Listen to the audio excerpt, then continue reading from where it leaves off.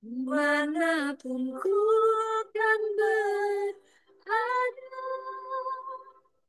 senantiasa kau pun ada. Baik saudara, oke, sebelumnya saya menyapa dulu saudara-saudari. Shalom saudaraku yang ada di YouTube. By the way, saudara, bila Anda akan mendengarkan rekaman ini, Anda bisa subscribe channel YouTube saya, Priscilla Das Channel, karena semua terrecord mulai dari khotbah terutama. Baik saudaraku yang terkasih, saat ini mari kita siapkan hati, kita akan mendengarkan firman Tuhan dan saya percaya Tuhan akan bicara dan membongkar segala sesuatu dan saya yakin dia akan menjamah kita pribadi lepas pribadi. Mari kita berdoa, saudaraku. Terima kasih Bapak untuk hari yang luar biasa ini. Terima kasih untuk kebaikan, kemurahan-Mu. Semua karena anugerah-Mu dan saat ini dengan kerinduan hati kami merendahkan hati kami, membuka hati kami. Biarlah hati kami seperti tanah yang subur, di mana benih firman-Mu bertumbuh, berbuah lebat menjadi garam, menjadi dampak. Kami bukan hanya pendengar, tapi terutama pelaku. Dan kami memohon, Roh Kudus, aku memohon kekuatan, hikmat yang daripadamu. Aku minta karunia hikmat, pengetahuan, kepasihan dalam menyampaikan hanya kebenaran firman Allah. Sembunyikan hambamu ini di balik kuasa salibmu. Urapi hambamu, hamba ini Tuhan dalam menyampaikan kebenaran firman-Mu.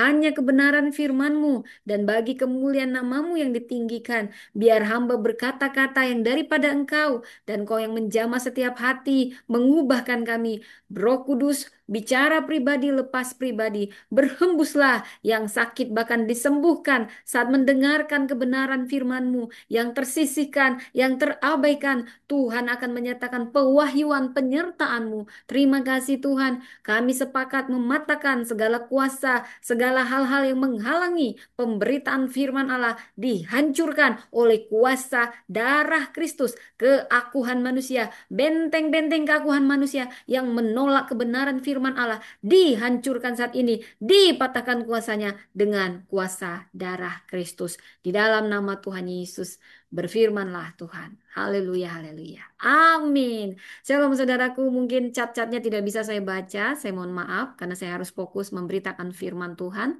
Bila Anda punya permohonan doa, saudara bisa letakkan permohonan doa saudara ya. Nanti saya akan bantu ya saudara ya.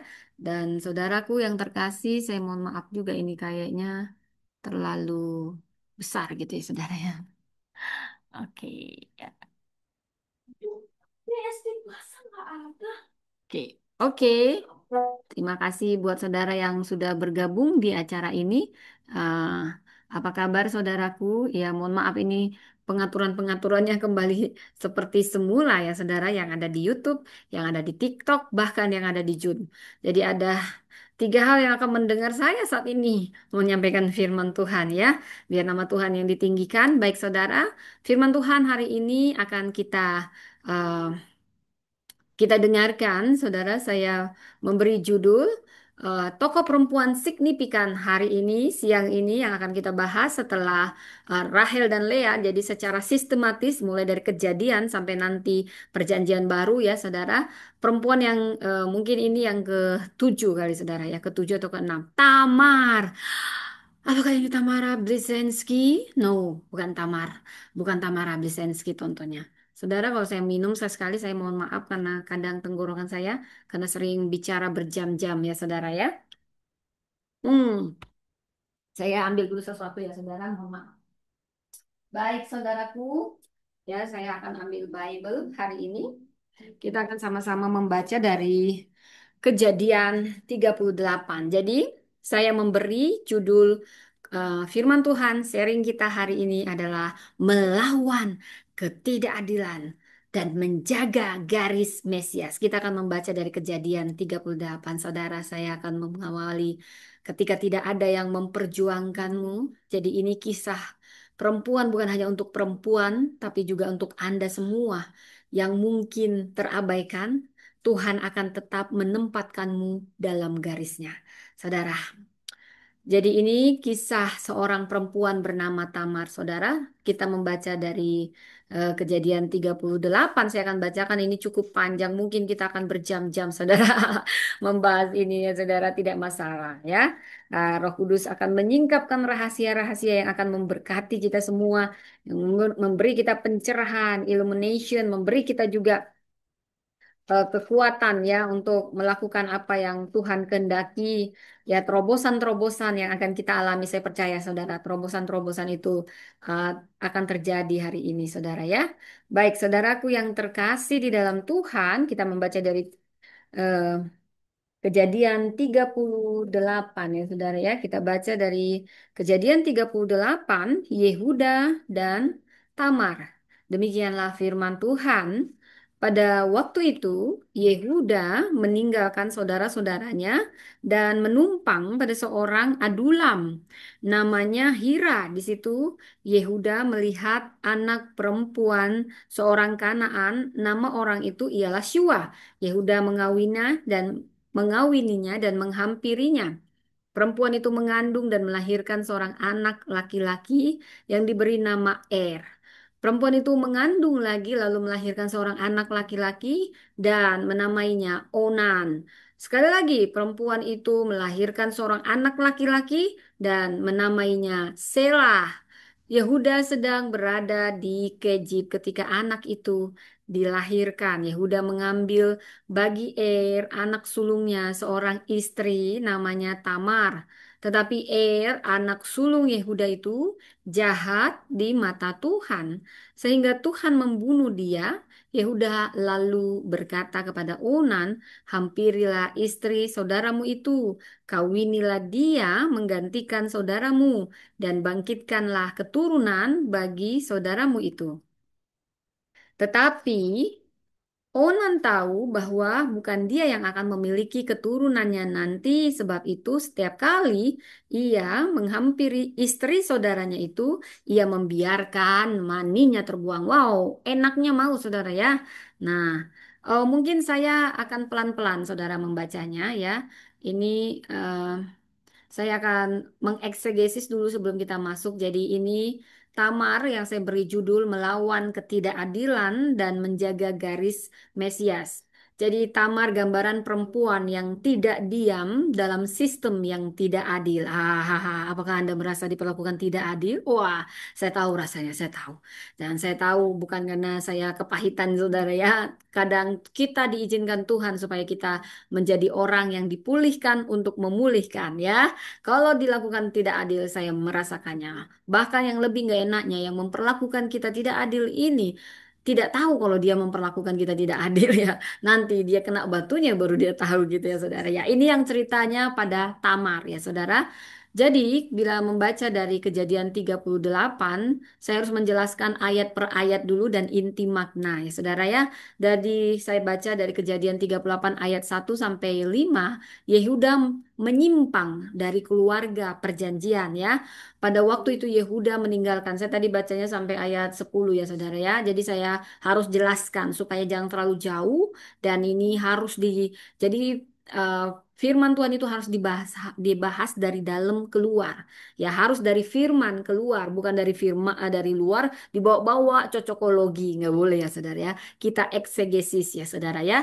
Jadi dari ayat 1 sampai 5 ini bicara bagaimana Yehuda menyimpang.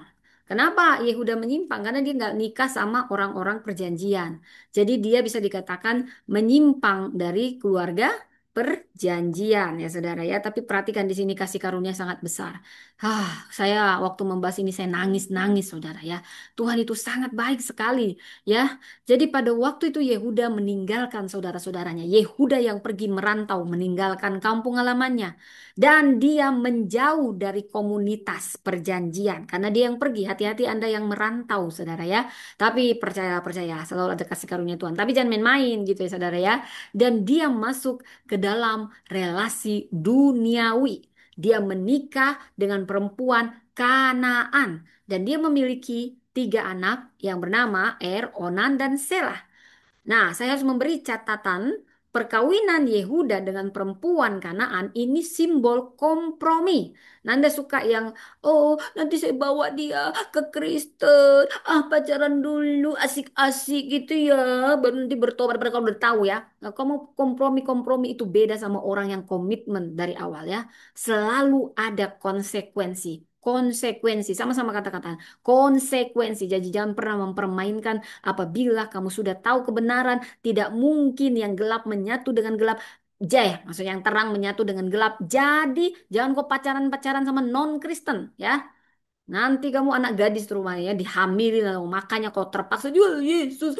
Nanti aku bawa dia ya ya boleh memang pada akhirnya ada kasih karunia tapi ada namanya konsekuensi. Nangis Bombay dulu, nangis-nangis ya kan. Banyak waktu terbuang jadinya yang harusnya efektif bila kita bersama dengan pasangan yang seimbang, saudara ya. Kalau soal ini sih saya ngaku juga saudara saya nikah sama Katolik ya saudara. Tapi nikahnya secara Kristen. Tapi ini saja sulit bagi saya banyak air mata. Tapi saya percaya kita semua tubuh Kristus ya. Itu lain cerita. Yang penting dia masih percaya Yesus ya. Tak ku pandang dari gereja mana asalkan berdiri atas firman-Nya, firman-Nya. Kalau ini dibuat-buat saudara. Oke, baik, kita kembali ke firman ya, saudara ya. Jadi Yehuda melakukan perkawinan dengan perempuan Kanaan. Ini simbol kompromi dan ini simbol kompromi terhadap kemurnian garis perjanjian ya, saudara. Nah, tadi sampai ayat 10 ya saya baca dulu ya tadi ya. Istri saudaranya itu jangan memberi keturunan baginya, namun apa yang dilakukannya itu jahat di mata Tuhan, sehingga Tuhan membunuh dia juga. Si dibunuh Tuhan, si Onan dibunuh Tuhan. Wah, ngeri juga Tuhan ya kalau dipikir-pikir, kok jahat banget gitu-gitu ya. Nah, kalau kita pikir-pikir sama sekarang, ada yang jahat kali dia bunuh-bunuh ini, si Hitler bunuh-bunuh bangsa ini, kok nggak langsung dibunuh Tuhan ya? Ini kenapa dibunuh Tuhan? Percayalah, Tuhan adil. Dia selalu adil. Dia melebihi apa yang bisa kita pikirkan. Tapi yang mau saya katakan, dia maha adil. Dia maha tahu. Dia maha kasih. Apapun yang dia lakukan itu sudah dengan pertimbangannya. Ya, tutup semua ya sayang, anak saya. Maaf ya. Jadi saya ringkas dan saya gali dari Kejadian 38 ayat 6 sampai 10, Tamar diperlakukan tidak adil. Yehuda mengambil bagi anaknya yang sulung seorang istri bernama Tamar. Di ayat 7 dijelaskan mati karena kejahatannya. Tapi Tamar tidak disalahkan. Tuhan tidak pernah menyalahkan Tamar. Ayat 8 sampai 9, Onan diminta melakukan kewajiban levirat. Pada saat itu ada hukum levirat. Kalau misalnya abangnya meninggal, adiknya belum menikah, abangnya punya janda yang nggak punya anak. Jadi ada hukum levirat. Dia harus menikahi janda abangnya untuk meneruskan keturunan. Nah, sebenarnya di satu sisi ini baik, tapi ini juga tidak adil. Ya, pertama mungkin adiknya punya wanita lain yang dia cintai, atau istri si yang janda ini nggak suka dia sama adiknya. Dia nggak punya pilihan karena hukum-hukum Levirat ini. Ini sebenarnya ini eh, menyalah menyalah dengan nilai-nilai kemanusiaan.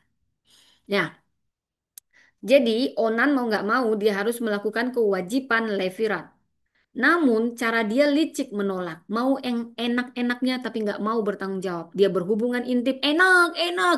Wah, apa yang mau dinikmati? Apalagi si Tamar saya yakin cantik. Wah, kesempatan ini si Onan ini ya. Memang otaknya aja jorok ya, jahat ya. Baru dia berhubungan intim tapi sengaja menumpahkan air mani ke tanah. Nah, ini dosa. Kita menumpahkan air mani ke tanah. Ini asal kata onan, asal kata dari onani karena dia menumpahkan air maninya keluar ya saudara ya. Jadi Anda yang onani itu dosa saudara ya. Urusan Anda lah itu ya. Ini bukan urusan saya di sini ya. Ya, jadi dengan dia onani, dia akan mencegah Tamar hamil. Ini jahat. Ini jahat sekali hatinya. Sikap hatinya sangat jahat, saudara. Maka Tuhan membunuh Onan. Karena penipuannya dan penolakan terhadap tanggung jawab ini artinya Tuhan sangat-sangat memperhatikan apa yang kita sudah tahu kebenaran. Kita macam-macam Tuhan sangat tegas. Selalu ada konsekuensi. Jadi Tamar sebenarnya korban. Korban apa? korban sistem patriarki yang tidak melindungi perempuan. Dia ditinggal dua kali janda oleh anak-anak Yehuda yang tidak setia. Bayangkan, kalau sudah dibilang jahat di mata Tuhan, apalagi di mata istri, yang paling tahu borok-borok suami adalah istri. Kalau dibilang baik di mata Tuhan, belum tentu baik di mata istri, baik di mata jemaat, bahkan seorang pendeta belum tentu si pendeta ini baik di mata istri, karena yang paling dekat, yang paling tahu borok-borok kita. Apalagi kalau udah dibilang jahat di mata Tuhan, apalagi di mata istri. Siapa yang paling sengsara kalau punya suami jahat? Istri.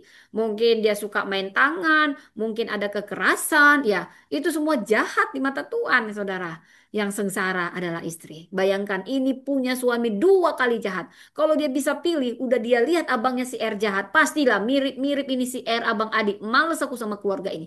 Tapi inilah hukum Levirat. Sehingga yang jadi korban siapa? Perempuan pada saat itu. Korban sistem patriarki. Saudara, udah gitu dia dikerjain lagi. Enak-enak mau tapi tidak diberi keturunan pada saat dulu. Perempuan yang tidak punya anak itu kayak aib, saudara. Kasihan ya selalu perempuan yang jadi korban ya. Nggak punya anak yang disalahkan perempuan. Ya, karena itu saya sangat bersyukur Yesus melakukan banyak transformasi terhadap kedudukan perempuan. Saya bangga sekali sama Yesus ya, termasuk dia tidak pernah setuju dengan poligami ya, saudara. Jadi kewajiban Levirat diabaikan. Jadi saya akan baca dari ayat 11 sampai 14. Kemudian Yehuda berkata kepada Tamar menantunya, tinggallah di rumah ayahmu sebagai janda sampai anakku Sela dewasa. Sebab pikirnya, jangan-jangan ia juga mati seperti kedua saudaranya itu. Lalu Tamar pergi dan tinggal di rumah ayahnya. Beberapa tahun kemudian istri Yehuda, anak Siwa, meninggal.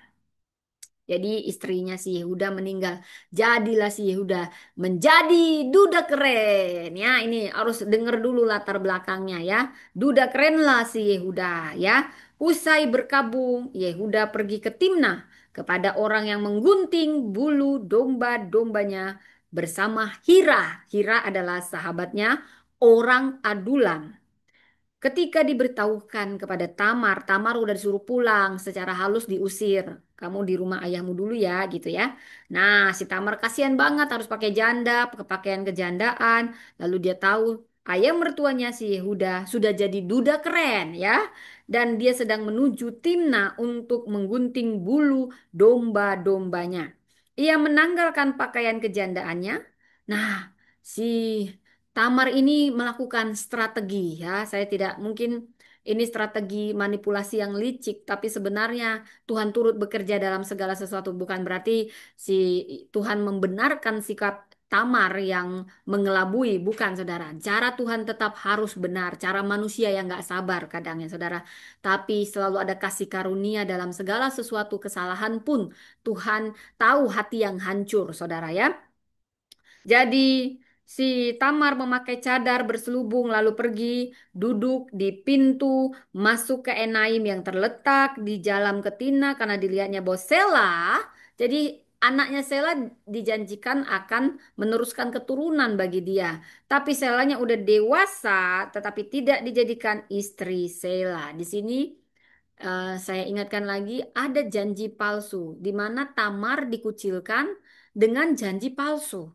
Manipulasi dari Yehuda lebih dulu. Yehuda bilang, tinggallah sebagai janda di rumah ayahmu. Ini mengusir secara halus. Dan dia memberi janji palsu. Sampai anakku Sela menjadi besar. Saudara Yehuda takut juga. Selalu menyalahkan perempuan. Sebenarnya untuk kematian kedua anaknya, dia pun menyalahkan menantunya ini. Yang bawa sial. Dia nggak melihat kalau karakter anaknya yang jahat. Menantu terus yang disalahin. Perempuan terus yang disalahin. Kadang begitu, sering sekali ya saudara ya. Ya, kalau orang tua selalu di mana-mana lebih cenderung membela anaknya ya, saudara ya. Jadi ini mungkin yang dilakukan Yehuda, tapi ini memberi kita pelajaran. Sebelum kita melihat segala sesuatu, jangan terlalu cepat menjudge siapapun ya, saudara. Jadi Yehuda takut anak ketiganya juga mati. Jadi dia menunda kewajiban memberi Tamar seorang suami. Lalu Tamar pun kembali ke rumah ayahnya. Malu loh saudara, malu. Udah dianggap, kan nggak ada yang tahu siapa yang salah. Pasti semua juga masyarakat nyalahin si Tamar. Ih, janda sial, Black Widow, janda sial, begitu ya saudara ya. Ini secara budaya, ini penghinaan terselubung, saudara. Pengabaian, penghinaan terselubung. Ia dijadikan janda yang digantung tanpa masa depan. Wah, ini saya tahu rasanya. Walau versi yang berbeda ya, saudara. Bagaimana kita diabaikan dan digantung, nggak pernah di iniin, dikasih apa, dibuat nyesek gitu ya, saudara ya. Orang-orang yang begini akan menjumpai hukuman dari Tuhan, disiplin dari Tuhan, apalagi kalau sudah tahu kebenaran ya, saudara. Jadi di sini ada penundaan, bentuk ketidakadilan pasif. Tamar yang dikorbankan agar Yehuda aman secara simbolik. Jadi Yehuda ini munafik, bertopengkan kemunafikan. Dan Tuhan paling benci orang-orang munafik, menggantung-gantung, memanfaatkan, dan bertindak tidak adil. Anda mungkin merasa, oh saya kan pendeta, nggak ada yang tahu. Ha, ada jemaat yang saya gituin. Hahaha. Tuhan tahu, apalagi kau pendeta, hukumanmu lebih parah ya. Jangan pura-pura kau nggak dengar di sini kalau kau pendeta. Bertobatlah kau. Oke, oke saudara ya. Dan saya baca dari ayat 15 sampai 23 ya, saya lanjut dulu baru kita bahas. Yehuda melihat Tamar dan menyangkah dia seorang pelacur. Nah, ini karena dia kan sudah jadi duda, ada kebutuhan ya saudara. Jadi semua si Tamar juga pakai strategi. Dia tahu kalau si Yehuda pasti ada kebutuhan. Nah, jadi memang Tamar yang punya strategi licik karena dia sudah tidak sabar, dia nggak tahu bagaimana menyuarakan untuk keadilan bagi dia, saudara ya. Tapi jangan cepat-cepat menghakimi perempuan ini, karena perempuan ini dibela Tuhan. Ada sesuatu yang memang benar yang dia lakukan sampai Yehuda sendiri nanti mengaku salah. Lihat perempuan ini sangat berani. Ini saya sebut wanita pertama, seorang emansipator wanita pertama di Alkitab ya. Lalu Yehuda berpaling mendekati perempuan yang di pinggir jalan itu serta berkata, saudara ya, marilah aku mau menghampiri engkau. Sebab ia tidak tahu bahwa perempuan itu menantunya. Perempuan itu pun bertanya, apakah yang akan kau berikan kepadaku jika engkau menghampiri aku? Jawabnya, aku akan mengirimkan kepadamu seekor anak kambing dari kambing dombaku, kata perempuan itu. Ya, asalkan engkau memberikan jaminan sampai engkau mengirimkannya kepadaku. Kata Yehuda, apa jaminan yang harus kuberikan kepadamu? Jawab perempuan itu. Cap, jadi dia sangat cerdik dan sangat cerdas, saudara. Perhatikan ini, perempuan ini bukan mau nafsu, saudara. Tapi dia juga nggak gegabah. Dia sudah dalam diamnya, dalam ketidakadilan yang dia rasakan, dalam air matanya, dia mengambil jalan pintas memang kesannya. Tapi ada kemuliaan di sini. Dia hanya mau punya keturunan dan dia sebenarnya bertindak ini karena memang dia diperlakukan tidak adil, digantung. Dia nggak boleh nikah, tapi juga nggak dikasih keturunan. Dia nggak salah, tapi dia yang disalahkan untuk kejahatan anak-anak Yehuda sendiri. Saudara, ada banyak ketidakadilan yang diterima perempuan ini. Dan lihat bagaimana Tuhan membela. Padahal perempuan ini bukan perempuan Israel, perempuan Kanaan. Tapi Tuhan tidak melihat suku bangsa latar belakang kita. Dia dekat sama orang-orang yang tidak diperlakukan adil. Mau Anda dari suku apapun, kalau kamu diperlakukan tidak adil, percayalah ada Tuhan yang dekat padamu. Bila kau jadi korban sistem yang tidak adil, percayalah manusia bisa bertopeng-topeng, menyembunyikan posisinya, cari aman, cari aman. Inilah manusia-manusia pengejut. Tapi saya mau katakan, kamu akan menuai yang kamu tabur. Kamu pikir manusia bisa kau bohongi, tapi Tuhan tidak bisa kau bohongi. Semua akan dibongkar Tuhan dan yang tidak adil akan dibela Tuhan. Ini pembelaan Tuhan, saudara. Makanya kalau saat ini ada yang mendengar khotbah ini dan Anda sebagai pemimpin, Anda sebagai pendeta, Anda sebagai gembala, Anda sebagai apapun merasa memakai power abuse Anda, memakai topeng Anda untuk menyelamatkan posisi Anda, munafik, munafik, bertobatlah Anda ya. Karena nanti ada saatnya Tuhan membongkar semua kemunafikan Anda untuk orang-orang lemah yang tidak bisa bersuara. Anda bungkam, Anda manfaatkan, Anda bungkam, Anda manfaatkan, Anda bungkam. Anda pikir, oh tidak ada yang tahu, tidak ada yang tahu. Tuhan tahu. Dan kalau Anda tahu saat ini firman untuk Anda, bertobatlah Anda. Jangan pernah power abuse dengan kepemimpinan Anda. Enak-enak Anda melihat, oh ini wanita lemah, hanya ibu-ibu. Hahaha, tidak ada yang tahu. Tuhan tahu. Gue emosinya mungkin. Sabar, sabar, sabar gitu ya saudara ya. Ini untuk para pemimpin yang power abuse ya. Dan suka bertopeng kemunafikan ya saudara ya. Yehuda ini munafik. Dia pergi ke pelacuran ya. Kenapa dia nggak nikah aja saudara ya? Tapi dia menuduh si Tamar nanti nomor satu. Padahal dia mencicipi wanita malam nomor satu. Padahal itu kan dosa. Anda pikir pelacur yang dosa? Yang pergi ke pelacuran lebih berdosa. Apalagi yang munafik jauh lebih berdosa.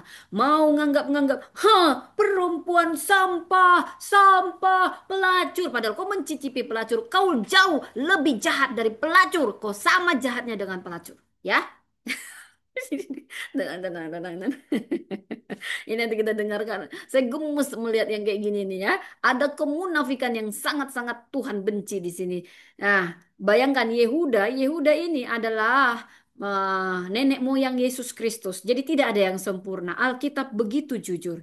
Dan Tuhan tidak pernah mencari yang sempurna. Jadi apapun dosa kita, kalau Tuhan tegur, cepat-cepat kita bertobat.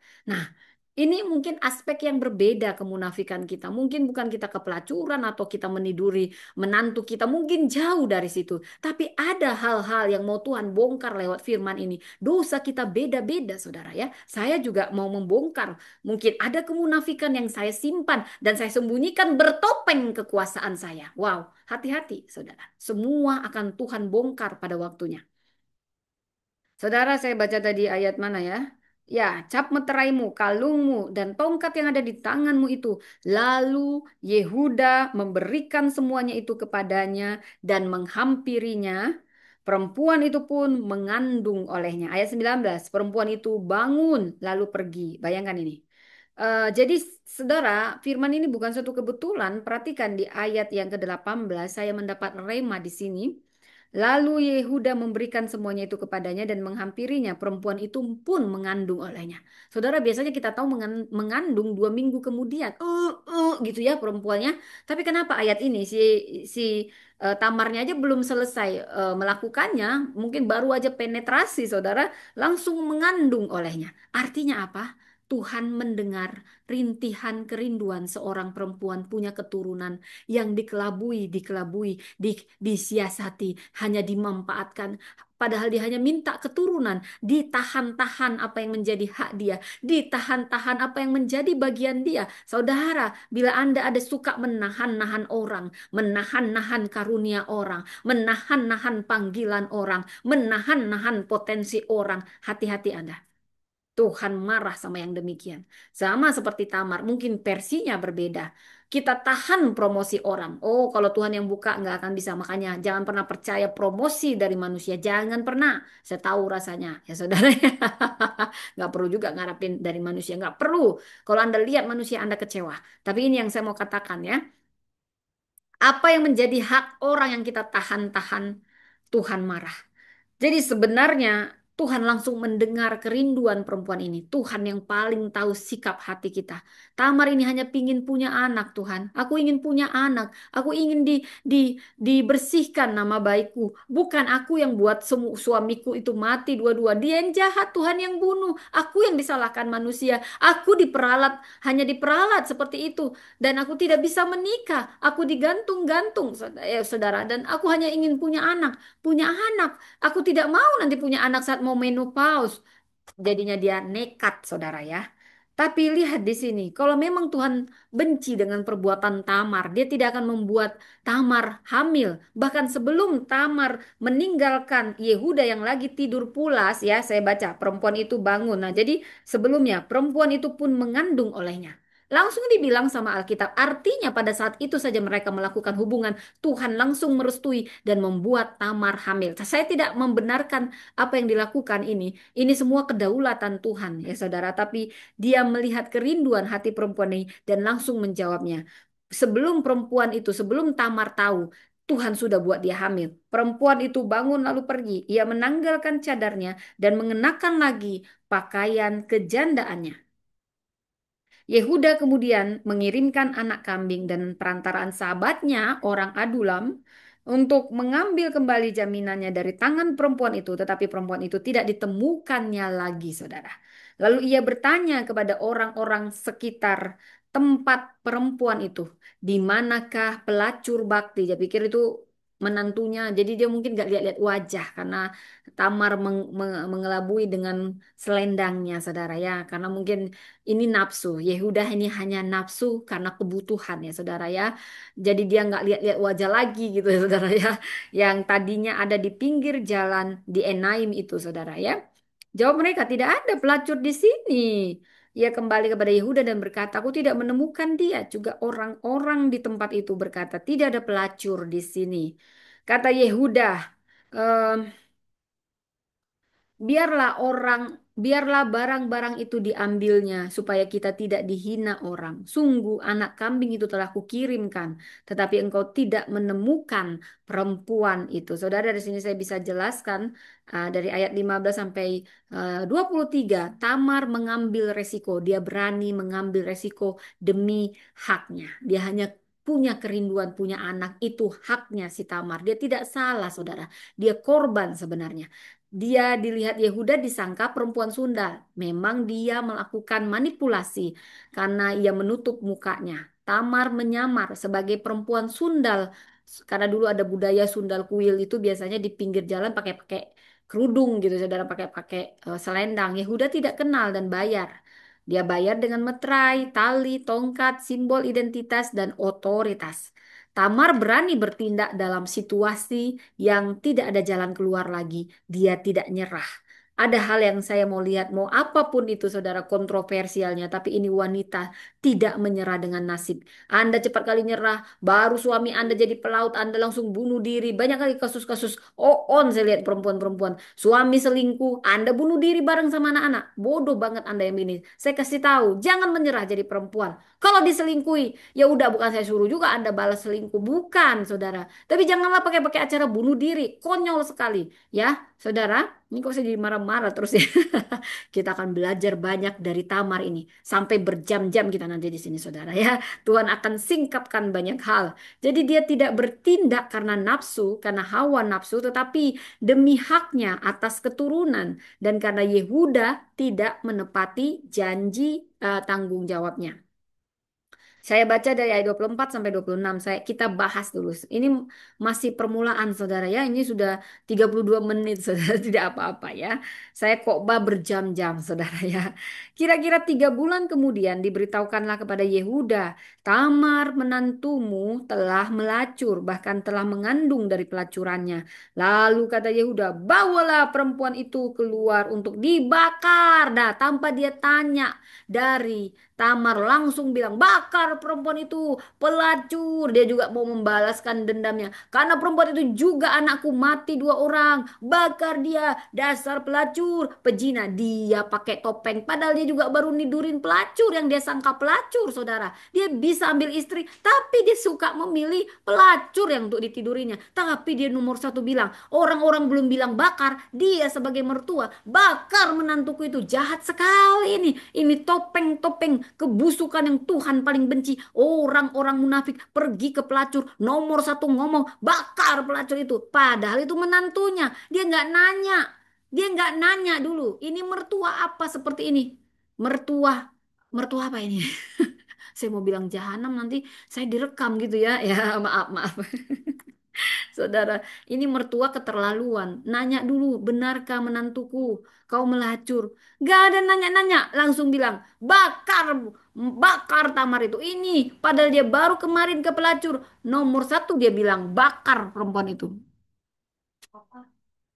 Jadi saudara, saya lanjut lagi saudara ya. Ini menyesekkan hati, saudara ya. Peter, Peter, Peter, Mama lagi khotbah. Peter, Peter, maaf ya saudara ya. Eh, jangan di situ, jangan di situ. Mama lagi khotbah. Maaf, maaf, maaf saudara. Jadi eh, kemudian saya baca dari ayat 24 sampai 26, kira-kira 3 bulan kemudian. Nah, tadi harus saya jelasin ya.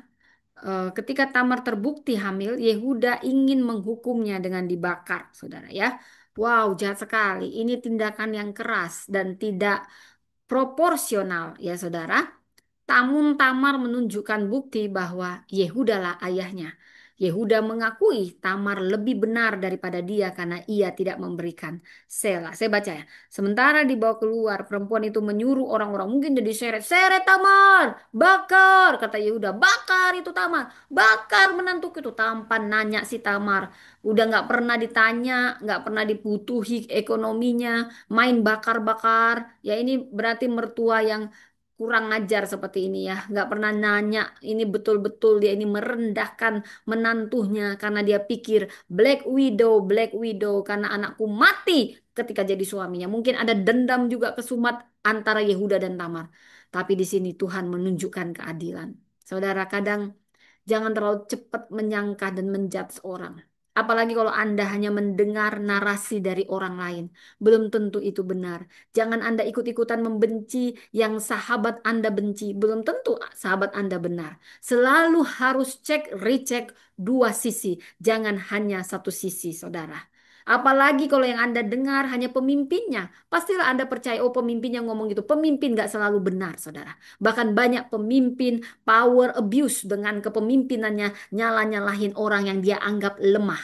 Tapi saya mau katakan Tuhan adil dan Tuhan akan mengadili kita satu-satu yang power abuse. Menyalahgunakan kepemimpinan kita untuk membela diri kita, untuk semena-mena sama orang lain. Tuhan akan menagih pertanggungjawaban Anda. Kita semua pemimpin akan justru dihukum dan dituntut tanggung jawab lebih besar. Jadi jangan Anda cepat sekali menjudge orang tanpa lihat dua sisi. Dan jangan cepat membuat kesimpulan kalau sahabat Anda benci seseorang, Anda langsung benci. Jangan. Belum tentu sahabat Anda benar, belum tentu pendeta Anda benar, belum tentu gembala Anda benar, belum tentu pemimpin Anda benar karena banyak juga pemimpin itu power abuse. Seperti Yehuda ini, dia langsung bilang bakar si Tamar, padahal dia nggak tahu dia yang nidurin Tamar. Nah, saudara, karena dia tahu, Tamar hanya perempuan Kanaan, Tamar hanya janda, hahaha. Saya bangsawan, saya orang besar, semua orang pasti percaya saya daripada perempuan ini, hahaha. Tapi Tuhan itu adil. Hati-hati Anda yang power abuse dengan kepemimpinan Anda. Hati Anda, para gembala, para pendeta, suka-suka Anda sama jemaat yang lemah, Anda gantung-gantung, Anda manfaatin, Anda fitnah-fitnah, Tuhan akan menuntut pertanggungjawaban Anda. Wah, gue kok kayak gini banget ya. Karena saya juga pendeta, ya. Saya juga pemimpin ya, saudara ya. Ya, jadi saya benci orang-orang yang seperti ini, saudara ya. Baik, saudara, saya akan mengupas dari 24 sampai 26. Tamar akhirnya diakui dia benar dan yang dilakukan oleh Yehuda salah, saudara ya. Jadi Yehuda udah lumayan bertobat, saudara ya. Jadi di sini ada pengakuan Yehuda. Inilah titik balik moral dalam hidupnya. Tamar diakui bukan sebagai penjahat, tapi sebagai pihak yang menegakkan keadilan.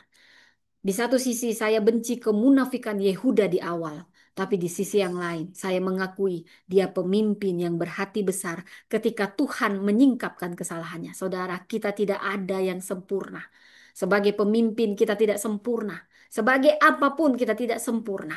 Tapi satu hal yang mau saya katakan, kalau Tuhan tegur kita, jangan keraskan hatimu. Jangan kau tutup dosa dengan dosa, dosa dengan dosa. Cepat kau bertobat, minta ampun.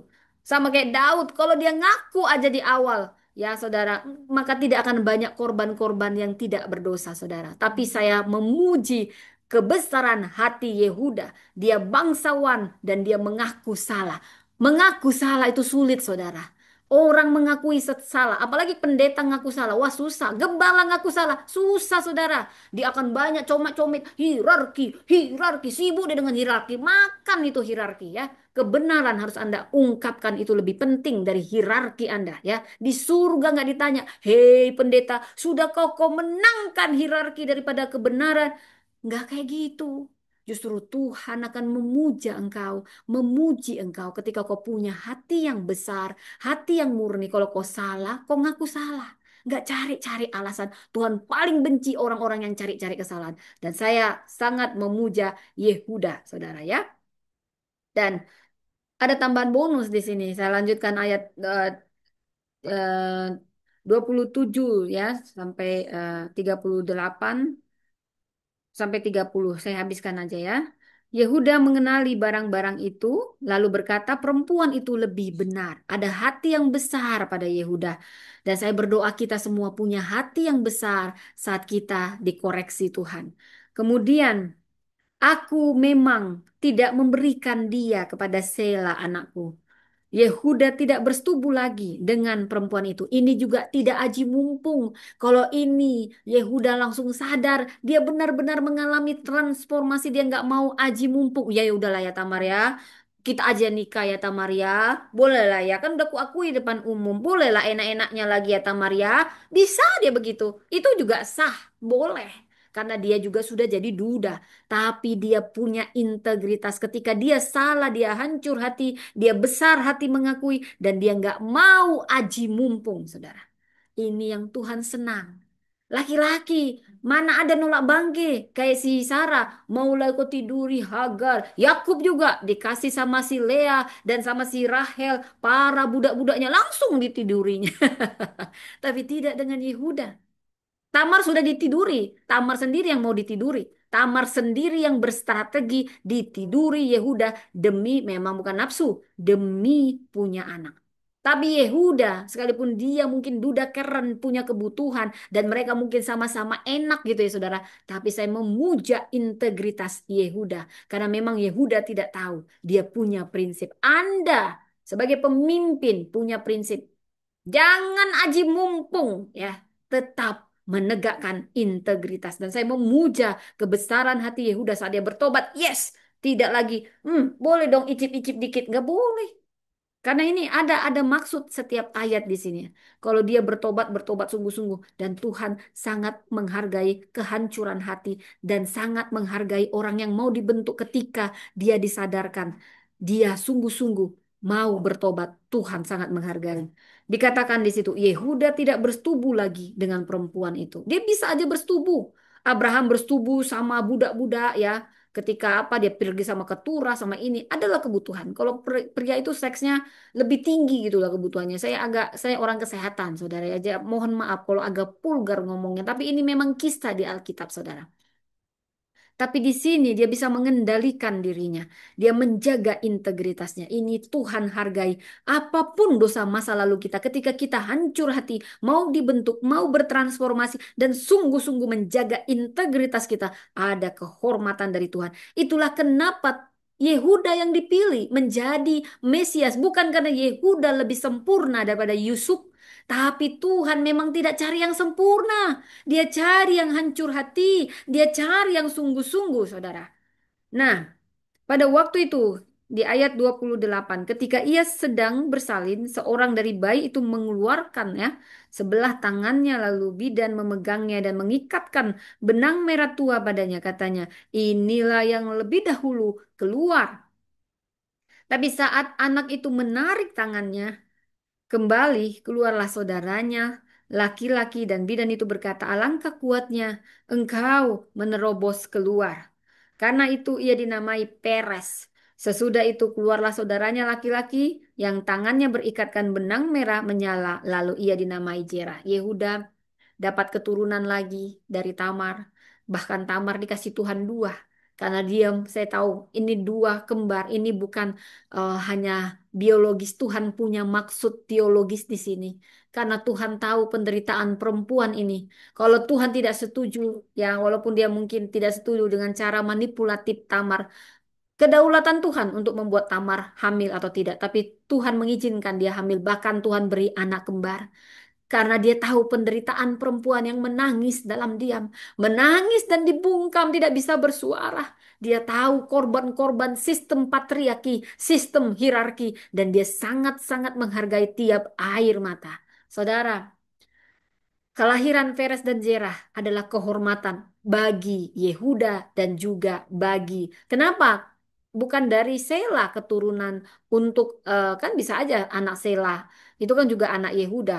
Harusnya dari keturunan Sela aja dong. Yesus Kristus tidak. Kenapa dipilih Tamar? Karena itu nggak bukan suatu kebetulan, saudara. Tuhan menghargai orang-orang yang hancur hati dan taat padanya. Ada kehormatan bagi Anda yang taat dan setia. Ada kehormatannya, saudara. Ku mau taat dan setia. Nah, itu lagunya ada ya. Taat dan setia kepadamu, Tuhan. Dan Tuhan menghargai orang-orang yang tidak menyerah, menegakkan keadilan. Mau Anda bukan siapa-siapa, mau Anda dianggap budak, Anda nggak layak. Kalau manusia cepat umur satu bilang, hanya aku yang layak, dia tidak layak. Oh, tidak, di hadapan Tuhan kita semua dikasihinya. Begitu aku sangat-sangat eh, mempersiapkan ini, sangat-sangat melihat Tuhan itu begitu adil. Tamar siapa sih? Bukan siapa-siapa, saudara. Tapi selama bisa aja background Anda bukan siapa-siapa. Tapi selama Anda berani menegakkan keadilan, ada Tuhan yang akan mendampingi Anda. Asal Anda tidak menyerah. Jangan menyerah, jangan menyerah. Andalkan Tuhan. Tuhan akan mendampingi orang-orang yang berjuang untuk keadilan dan bahkan Tuhan tidak hanya membuat kau menang, ada kehormatan karena Tuhan kita, Tuhan yang maha adil dan dia senang sama orang-orang yang berjuang untuk keadilan. Saudara, bayi Peres ini yang jadi nenek moyang Daud dan nenek moyang Yesus Kristus. Kenapa bukan dari Sela? Yaitu karena Tuhan sedang memberi kehormatan bagi perempuan yang mau menegakkan keadilan, yang siap mati, yang berani ambil resiko demi keadilan, yang tidak menyerah walau diperlakukan tidak adil. Saudara, Tuhan ada, Dia ada, matanya ada melihat orang-orang yang diperlakukan tidak adil. Saudara, garis Mesias tidak lewat keturunan ideal, tapi dari keberanian seorang perempuan memperjuangkan haknya. Perjuangkan hakmu kalau itu memang adil. Jangan kau diam aja. Udahlah tiada. Harus ada bagianmu. Harus berani bayar harga. Harus ambil resiko. Bukan, tidak adil. Diam-diam aja kau. Nonton sinetron. Lalu kepahitan. Lalu bilang, tidak adil. Dunia tidak adil. Lalap kau begitu. Ambil bagianmu. Maka Tuhan juga akan bertindak saat kita bertindak karena kita tahu ini adil. Tapi kita harus tahu kapan diam, kapan bertindak. Itu butuh hikmat Tuhan, butuh strategi Tuhan. Tapi saya tidak membenarkan cara si Tamar yang kita lihat yang baik dulu, saudara ya. Tapi tetap walaupun yang kita perjuangkan keadilan, caranya juga harus adil dan benar, saudara. Karena Tuhan tidak suka juga dengan cara yang salah. Akan selalu ada yang dilukai. Walaupun niat kita benar, caranya juga harus tetap benar. Karena itu kita butuh bergantung pada Tuhan. Tuhan tuntun saya. Kadang kita harus diam menanti suara Tuhan, saudara. Ya, bagi yang terlanjur sebenarnya Tamar terlanjur, tapi Tuhan turut bekerja dalam segala sesuatu. Dia tahu batas kemampuanmu, dia tahu kelemahanmu. Ya, bukan berarti kayak Tamar aku berbuat dosa. Jangan. Pasti itu Roh Kudus ngomong, ya kan Tamar kan dia ini orang Kanaan, dia nggak tahu ya. Malah Yehuda orang Israel kagak ngerti bahwasanya dia harus tanda pada Tuhan semesta alam. Malah dia pergi ke pelacuran, dia power abuse, nah banyak dosa. Tapi dari sisi itu kita belajar bahwa Yehuda tetap mau dibentuk saat dia ditegur. Saudara, saat kita, siapa sih kita nggak pernah salah, saudara? Gak ada kita yang nggak pernah salah. Tapi maulah kita dibentuk ketika Tuhan menegur kita sama seperti Yehuda. Saudara, ada banyak makna teologis dalam Kejadian 38 ini, saudara. Ini masih mengeksegesis. Belum lagi kita ke khotbah, saudara. Tenang-tenang ya. Makna teologis dan relevansi kekiniannya dari Tamar dan pemulihan martabat perempuan. Karena ini soal perempuan. Tamar menunjukkan bahwa perempuan tidak harus diam, saudara ya. Jangan diam saat Anda diperlakukan tidak adil. Saudara, tapi juga tidak menggunakan kekerasan. Jangan impulsif, jangan menyerah pada sistem yang menindas. Minta hikmat Tuhan. Kapan diam, kapan bertindak, kapan berstrategi. Minta hikmat Tuhan. Jadi, dari sini kita tahu garis Mesias melalui jalur yang tak terduga. Bisa aja dong. Yehuda kan punya anak Sela juga. Kenapa bukan dari anak Sela aja? Tapi Tuhan memakai kisah yang kadang tidak sempurna, tidak rapi, bahkan kontroversial. Kadang dari tokoh-tokoh yang terpinggirkan, kagak diakui, kayak Tamar.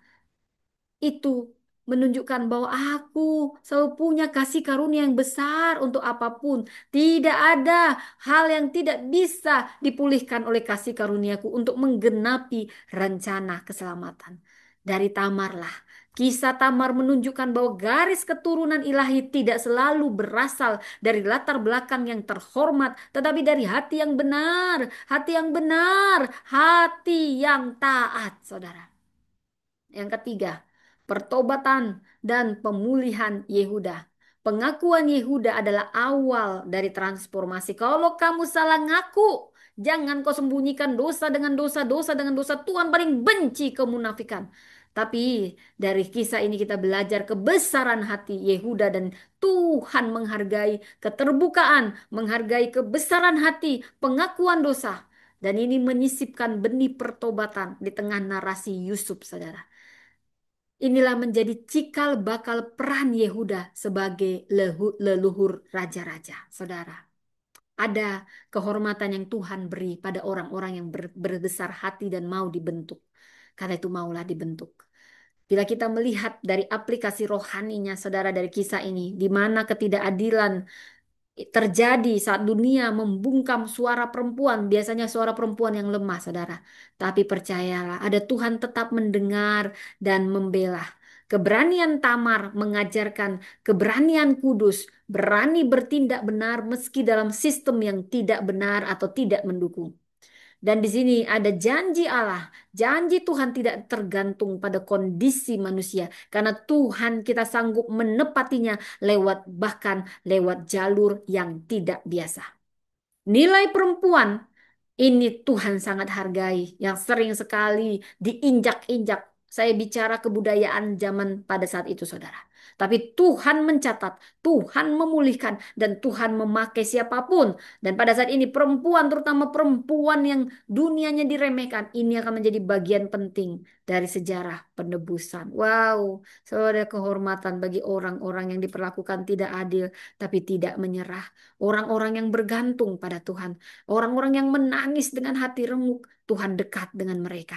Saudara, dari kisah Tamar, ini bukan hanya kisah masa lampau mewakili perempuan hari ini yang berjuang untuk didengar, dihargai, dihormati. Melalui Tamar, Tuhan memperlihatkan bahwa tidak ada keberanian yang sia-sia bila dilakukan dalam kebenaran. Tamar, simbol harapan bagi semua perempuan yang memilih berdiri bukan menyerah. Apapun situasi Anda, saudara. Jadi saya mau buat kisahnya si Tamar dulu ini cerita ya, saudara ya. Nah, sebelum kita masuk lagi, saudara, bagaimana Tamar. Jadi Tamar ini melawan ketidakadilan dan dia menjaga garis Mesias. Ketika tidak ada yang memperjuangkanmu, Tuhan tetap menempatkanmu dalam gariskan.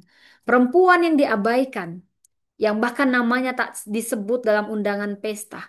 Kisah hidupnya hanya dicatat dalam garis keturunan. Tamar bukan ratu, bukan pula nabi, tapi dalam silsilah Yesus namanya disebut.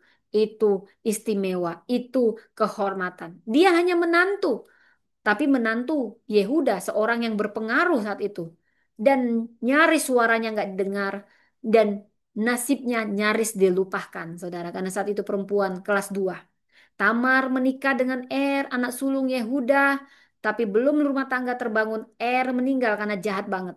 Ada hukum Lepirat, Onan menikahi dia, tapi Onan juga jahat sampai Tuhan sendiri murka terhadapnya. 2 kali menjanda, dapat suami jahat, dan Yehuda menyalahkan dia. Dan Yehuda mengusir dia secara halus.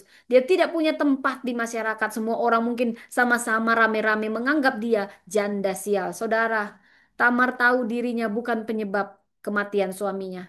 dia harus menanggung akibat itu. Dia tahu bahwa ada ketidakadilan yang tersembunyi di balik kebungkaman Yehuda, pengabaian Yehuda. Tahun demi tahun berlalu, janji akan dinikahkan dengan anaknya Sela tidak ditepati. Dan dunia memutuskan nasibnya. Tapi perempuan ini memutuskan untuk tidak diam dalam ketidakadilan. Dia merancang sesuatu yang sangat berani yang dianggap pada saat itu sangat-sangat berani sekali. Dan itu tidak benar sebenarnya, tapi dibenarkan oleh Tuhan. Dia bukan perempuan Israel, dia perempuan Kanaan. Dia menanggalkan kejandaannya, menyamar jadi perempuan sundal demi haknya. Tamar bertaruh nyawa karena kalau tahu bersundal, saudara itu dibunuh, dirajam, dibakar. Tapi dia berani ambil resiko daripada diam dengan keadaan yang dibungkam, diabaikan. Dia berani ambil resiko. Saudara, Tuhan akan menghargai orang-orang yang berani ambil resiko. Dan seperti strateginya akhirnya dia hamil dari Yehuda dan dia melahirkan Peres, saudara. Tamar bukan korban pasif. Dia simbol kekuatan perempuan yang bangkit di tengah sistem yang tidak memihak. Dia tidak menyerang, tapi juga tidak menyerah. Dia memilih bukan jalan kekerasan, tapi menolak untuk dilupakan. Wow, dia wanita yang berani. Saya sangat terinspirasi dengan Tamar. Dia wanita yang sangat politis strategis, saudara. Tetapi ada kemurnian, ketulusan, kesucian di dalam niatnya, bukan motivasi yang salah. Walaupun mungkin sepertinya sangat kontroversial. Dalam langkahnya yang kelihatan nekat sekali, ada strategi yang diam-diam bekerja. Saudara, kita perempuan zaman ini mungkin suara kita masih ada yang tidak didengar. Mungkin kita menghadapi situasi di mana kita tidak ditepati janji-janji kepada kita. Harapan kita digantung, kita dibungkam, saudara. Tapi seperti Tamar, kita bisa berseru, Tuhan, Engkau tahu, aku akan berdiri bukan hanya untukku, tetapi untuk warisan yang Kau titipkan lewat hidupku. Tamar mengajarkan kita bahwa keturunan ilahi tidak lahir dalam situasi yang ideal, tapi dari hati yang setia, hati yang berani memperjuangkan kebenaran. Dia membuka jalan bagi harapan, bukan dengan kekuatan politik, tapi dengan keberanian rohani. Ini undangan bagi kita semua, baik laki-laki atau perempuan. Mungkin kau merasa dilupakan, diabaikan, dibungkam, dikecewakan oleh sistem yang tidak adil, oleh hierarki yang tidak adil, atau diasingkan diam-diam, apalagi dimanfaatin sampai aji mumpung habis manis sempat dibuang, saudara. Mungkin juga kau diasingkan dari panggilan mulia yang pernah dijanjikan padamu. Jangan biarkan luka membungkam panggilanmu. Tuhan tidak melupakan perempuan-perempuan yang berani berdiri demi kebenaran. Bahkan dalam kisah yang kelihatannya kacau, Tuhan bisa menenun garis keturunan yang mengantar pada keselamatan umat manusia seperti kisah Tamar. Tamar itu adalah kita semua, para perempuan, para laki-laki yang terabaikan, yang berjuang demi keadilan. Yang dilupakan mungkin, tapi Tuhan tidak pernah melupakan, bahkan mencatat kehormatan yang akan kita peroleh saat kita tidak menyerah dan mengandalkan Tuhan. Dalam rencananya, dalam rancangannya, bangkitlah, suaramu penting, engkau berharga di hadapan Tuhan. Imanmu akan membuka jalan bagi generasi berikutnya. Saudara, saya mau ceritakan budaya saat itu. Perempuan kelas 2, tapi wanita ini yang tidak dianggap ini, dia tidak diam dalam sistem yang tidak adil. Bila kita lihat dalam konteks Kejadian 38, di sini ada tengah kisah Yusuf di Kejadian 37 dan 39. Ini bukan selingan acak ya saudara ya, tapi ini menyingkapkan pergulatan moral dalam keluarga Yehuda, salah satu leluhur Mesias. Jadi kita fokusnya bergeser dari Yusuf ke Yehuda yang meninggalkan saudaranya dan menikah dengan perempuan Kanaan yang mencerminkan penyimpangan dari garis perjanjian Abraham, Ishak, dan Yakub. Di situ ada budaya sistem lepirat, hukum kawin saudara ipar yang seperti sudah saya jelaskan sama dengan yang dipaparkan di Ulangan 25 ayat 5 sampai 10, di mana ipar harus menikahi janda dari saudaranya yang meninggal tanpa keturunan. Dan ini harus menjaga keturunan, menjaga nama, tanah warisan, dan kehormatan keluarga. Dan saat itu perempuan sangat bergantung pada perlindungan dan keberlangsungan melalui suami atau keturunan laki-laki. Tidak diizinkan bekerja seperti sekarang. Bahkan dulu perempuan nggak boleh sekolah. Ya gimana dia mau kerjanya yang bagus? Sekolah aja nggak boleh. Dibatasi bukan karena dia on saudara ya. Karena dibatasi perempuan. Mungkin gini dibatasi takut nanti perempuannya lebih pintar daripada laki-lakinya. Nggak seperti itu juga saudara. Dan janda itu tanpa anak itu rawan, itu aib, itu rentan dan memalukan. Itulah yang terjadi pada zaman Tamar. Tapi seperti yang saya sudah jelaskan ayat per ayat wanita ini tidak menyerah. Ada 7 yang akan kita pelajari dari Tamar, saudara, melawan ketidakadilan dan menjaga garis Mesias. Kejadian 38, perempuan yang tampak dibungkam tapi justru berdiri dalam garis penebusan, saudara. Saya mau katakan perempuan ini yang kita baca kisahnya di Kejadian 38, dia teguh dalam identitas walau diperlakukan tidak adil. Ayat kuncinya di Kejadian 38 ayat 6 sampai 11 ini memberi kita makna yang dalam secara teologis bahwa Tamar tidak melawan dengan amarah tetapi tetap menjaga martabatnya meski ditolak, ditelantarkan Yehuda. Dia tidak membiarkan ketidakadilan menentukan nilai dirinya. Oh, tidak apa-apa. Aku tidak akan nyerah. Dia pikir pasti ini perempuan nyerah sendiri, mati sendiri. Hahaha, tidak ada yang tahu. Tapi perempuan ini memilih tidak, tidak, tidak. Anggap remeh lu sama perempuan ya. Jangan remehkan mama-mama saya jadi ingat iklan saya. Jangan remehkan mama-mama berdaster gitu ya. Kadang perempuan muda banget, alah di janda lah nggak ada yang tahu itu ada wanita ada keluarganya juga miskin-miskin udah lah jadi kita korban kan. Oh Tuhan tahu, Tuhan tahu. Mau apapun latar belakang Anda penting di mata Tuhan. Anda yang diperlakukan tidak adil apapun latar belakangmu. Kamu penting di hadapan Tuhan. Kamu penting di hadapan Tuhan. Ini juga mengajarkan kita jangan sembarangan sama orang ya. Ya, dan Tamar tidak membiarkan orang lain yang menentukan. Dia tidak membiarkan ketidakadilan menentukan nilai dirinya. Oh, aku benar. Bukan karena aku si Onan itu mati. Memang mereka jahat kok aku yang disalahin. Sikit-sikit aku yang disalahin. Perempuan yang disalahin. Apa salahku? Ya kan? Nah, ini kalau kita benar, jangan menyerah. Ada Tuhan yang akan membela. Banyak perempuan saat ini mengalami penolakan. Langsung bunuh diri. Jangan kamu on bunuh diri. Lihatlah si Tamar ini ya. Baik dalam keluarga maupun pelayanan Tamar mengajarkan bahwa integritas dan harga diri kita tidak ditentukan oleh perlakuan manusia, melainkan oleh kesadaran siapa kita di hadapan Allah. Jadi ya nggak usah kok dia itu hanya begini dia nggak pantas semua kita nggak ada yang pantas pada dasarnya ya. Jadi jangan dengarkan mereka bukan mereka yang menentukan nilai dirimu tetapi kita semua berharga di hadapan Tuhan dan keadilan Tuhan tidak pernah tertidur bahkan saat dunia ini membiarkanmu terbungkam percayalah dunia bisa membungkam tapi tidak bisa membungkam keadilan Tuhan. Yang kedua, yang pertama tadi apa teladannya? Ya, teguh dalam identitas walau diperlakukan tidak adil. Kamu putri kerajaan Allah. Orang kadang nggak terima ya, saudara. Saya tahu rasanya nggak diterima gitu ya, saudara ya. Saya tahu rasanya ditolak gitu, diabaikan gitu, saudara tahu rasanya. Pura-pura dikecilkan, diintimidasi gitu, ya, saudara. Saya tahu rasanya. Tapi kita perlu tahu identitas kita berharga di hadapan Tuhan. Kita putrinya, walau kita diperlakukan tidak adil, nggak apa-apa. Kita tetap berharga dan Tuhan akan menyatakan keadilannya. Yang kedua, berani melawan sistem yang tidak adil, tapi dengan hikmat. Kita tiru si Tamar. Kuncinya di ayat Kejadian 38 ayat 14 sampai 19 jelas berkata Tamar tidak menyerang sistem patriarki secara frontal. Kita kadang nggak perlu nyerang langsung dengan oh nggak perlu saudara ya. Saya juga pernah kok begitu bukan berarti saya nggak pernah. Oh saya banyak melakukan kesalahan. Tapi seperti Yehuda mengajarkan saya, jangan juga kamu menutupi kesalahan dengan kesalahan. Kalau ditegur, nah itu bagian dari pembentukan kerendahan hati.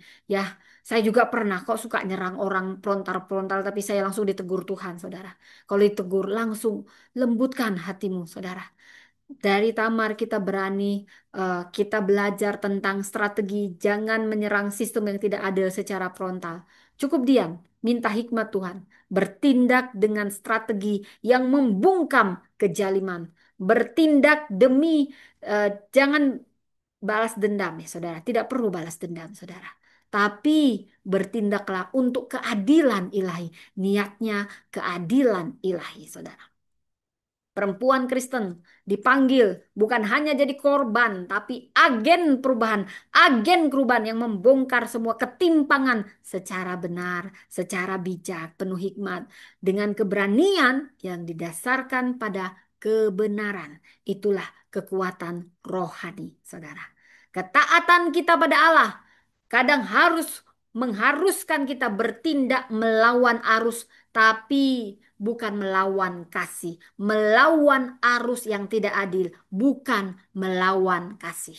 Saudara, ini yang kita pelajari dari Tamar, melawan sistem yang tidak adil dengan hikmat. Yang ketiga, dari Tamar kita belajar setialah menjaga tujuan ilahi dalam hidup kita. Setialah menjaga tujuan ilahi dalam hidup kita. Kejadian 38 ayat 8 dan juga ayat 14. Tamar tidak hanya memperjuangkan hak pribadi, tetapi secara tidak sadar dia mempertahankan garis Mesias. Dia nggak pernah mikir kalau dia yang akan garis keturunan Mesias. Tuhan bisa pilih dari Sela. Itu kedaulatan Tuhan, tapi dia menghargai orang-orang yang bertindak, orang-orang yang hancur hati dan tidak menyerah, mengharapkan dan menantikan Tuhan dan mengambil bagiannya dengan taat dan setia. Ada kehormatan untuk itu. Saudara, bisa jadi dari yang lain kalau Tamar kepahitan, maka dia tidak akan mendapat kehormatan itu. Tetapi Tuhan memakai kesetiaannya karena dia setia kepada adat Levirat. Dia setia dalam kebenaran dan dia tidak diam dengan ketidakadilan. Ini sarana yang justru Tuhan pilih dia untuk memelihara garis penebusan, saudara. Kadang kita tidak ngerti sepenuhnya kenapa kita harus setia dalam situasi sulit, saudara. Walau Anda diperlakukan tidak baik oleh gembala Anda, jangan pernah tinggalkan Yesus. Jangan Anda lihat gereja, jangan Anda lihat gembala Anda, jangan Anda lihat pemimpin Anda karena mereka juga manusia. Doakan mereka. Tapi jangan kecewa. Kalau Anda lihat manusia Anda kecewa, lihat Tuhan. Lihat Tuhan, dia tidak pernah mengecewakan kita, saudara. Seperti Tamar, dia tetap setia dalam situasi yang sulit. Dia boleh aja beneran jadi pelacur. Dia boleh aja keluar dari keluarga Yehuda karena memang itu yang Yehuda inginkan. Tapi dia setia pada perjanjian, saudara. Mungkin ada orang yang berstrategi mengabaikan Anda supaya Anda keluar dan Anda yang disalahkan. Dia sendiri yang keluar. Setialah pada jalur itu walaupun itu sulit. Tuhan akan memberi Anda kekuatan sehingga Anda tidak bisa disalahkan. Anda tetap benar dan Tuhan akan memberi Anda kehormatan. Setialah dalam kebenaran walaupun situasinya sulit. Seperti Tamar, dia setia. Ini yang membuat dia menjadi bagian dari kisah besar Allah yang melampaui hidup kita sendiri. Ketaatan kecil kita hari ini akan berdampak pada keselamatan generasi berikutnya. Ketaatan kecil kita hari ini, sekecil apapun kita taat, itu punya dampak untuk keselamatan generasi berikutnya. Ya, Mama kok baduy saya mama? Anak saya apa adanya sambil ngomong anak adalah ministry pertama. Ya, jadi yang keempat, saudara, menyuarakan kebenaran tanpa kekerasan. Saudara, tadi apa? Setia menjaga tujuan ilahi dalam hidup kita, walau situasinya benar. Jangan kau pendetanya mengecewakanku, aku masuk non-Kristen aja, aku tinggalkan Yesus, mereka semua mengecewakan. Jangan kau lihat manusia kau kecewa, tetap setia sama Tuhan. Ya, yang keempat, suarakan kebenaran tapi tidak perlu dengan kekerasan. Suarakan kebenaran tanpa kekerasan. Saudara, ada kehormatan untuk orang-orang yang bijak seperti ini. Ayat 30 Kejadian 38 ayat 25 sampai 26. Tamar tidak menyerang Yehuda saat dituduh.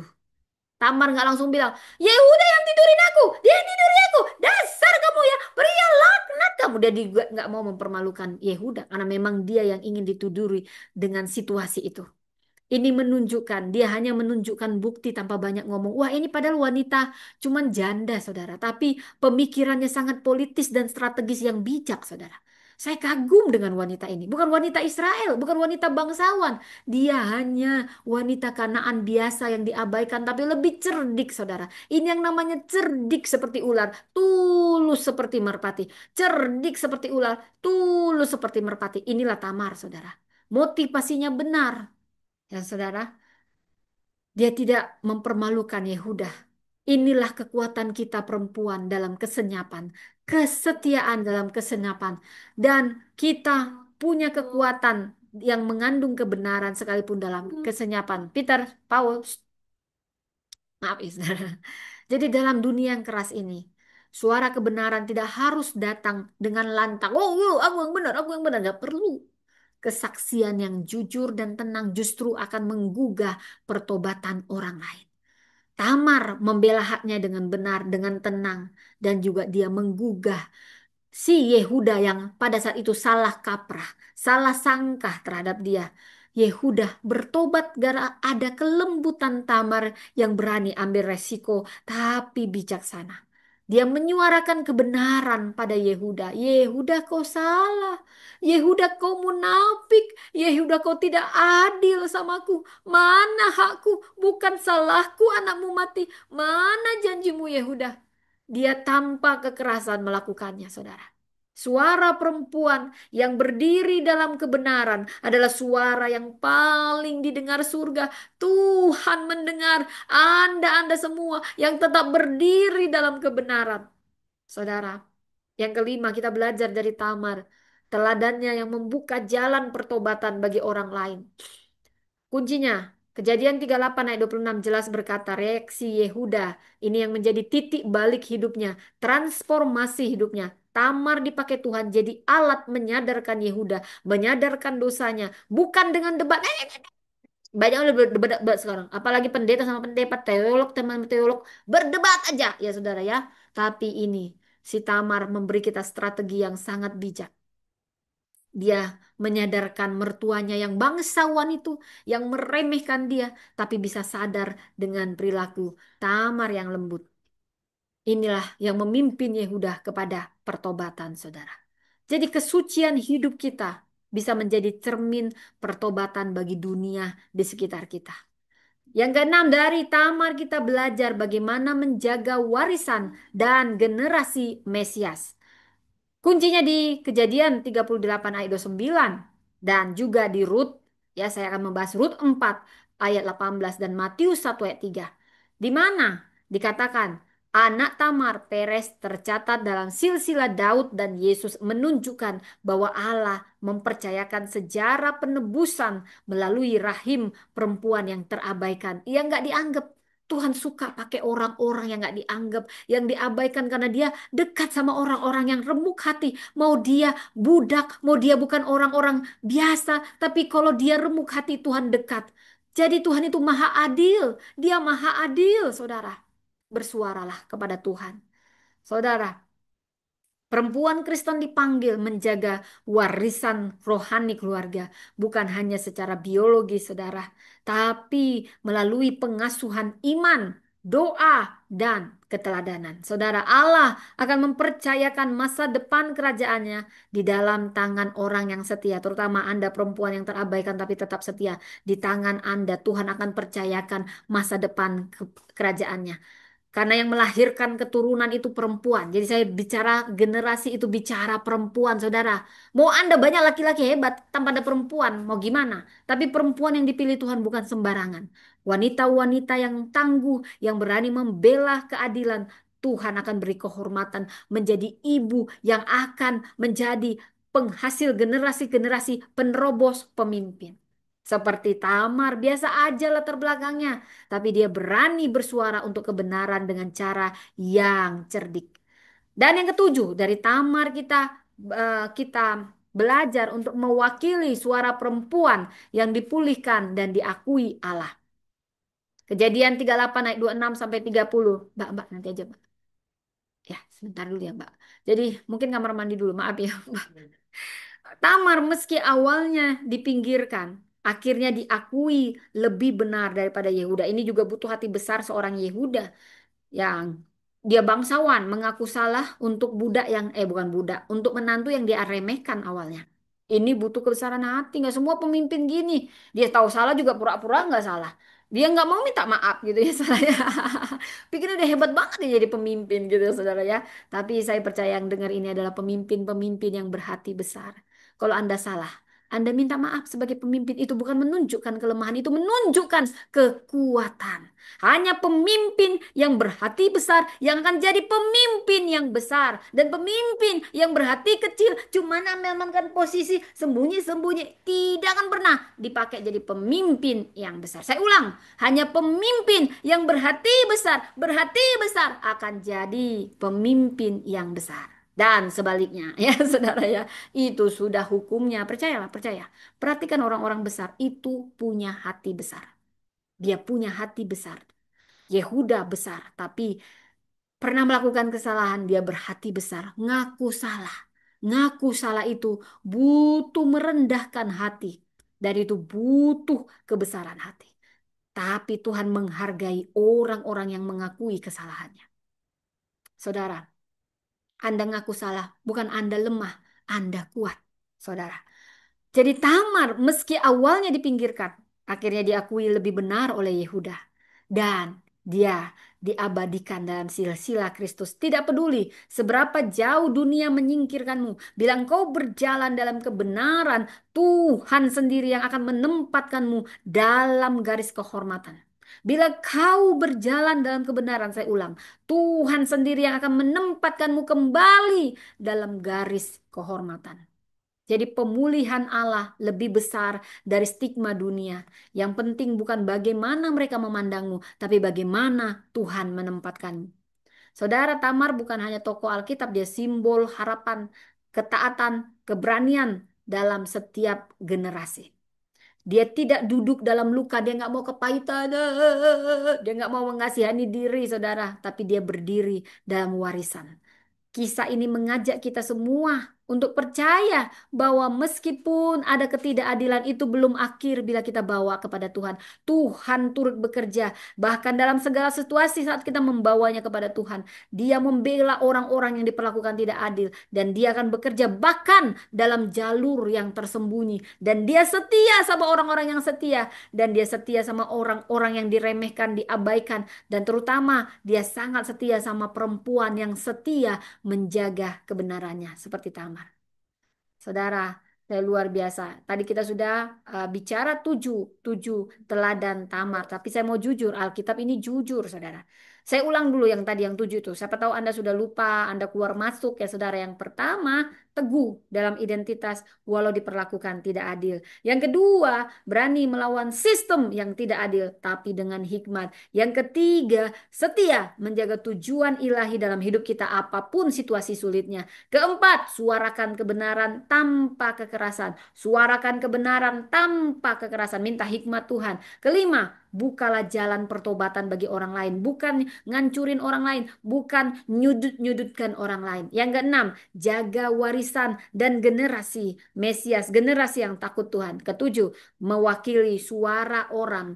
Ya, suara perempuan yang dipulihkan dan diakui Allah. Saudara, Tambun, saya mau jujur juga. Tamar punya karakter juga yang harus kita hindari. Alkitab begitu jujur ya. Jadi ya ada tujuh teladan, tapi kalau tiga aja yang untuk dihindari gitu ya saudara ya. Jadi Tamar bukan perempuan sempurna, nggak ada yang sempurna di dunia ini nggak ada saudara ya nggak ada. Ya, tapi dalam ketidaksempurnaannya, Tuhan mengajar kita untuk hidup lebih bijak, lebih kudus. Jadi ada maksudnya, bukan untuk menjatuhkan Tamar atau siapapun, saudara, tapi supaya kita lebih bijak, lebih kudus. Saudara, pertama dia bertindak di luar batas.